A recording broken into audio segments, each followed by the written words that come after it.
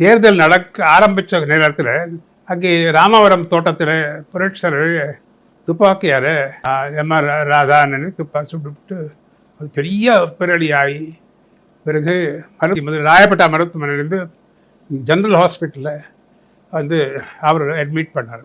நான் ஜெயிச்ச உடனே நம்ம தொகுதியில் தானே அவர் படுத்துட்டு இருக்காரு. என்னுடைய பூங்கா நகர் தொகுதியில் ஜென்ரல் ஹாஸ்பிட்டல் வருது.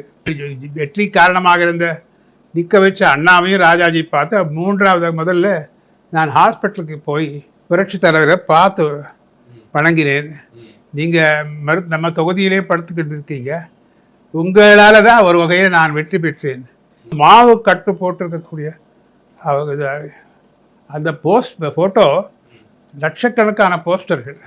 சைதாப்பேட் தொகுதியில கலைஞர் நின்னார். அவர் தொகுதிக்கு மட்டும் 1 lakh போஸ்டர்ஸ்.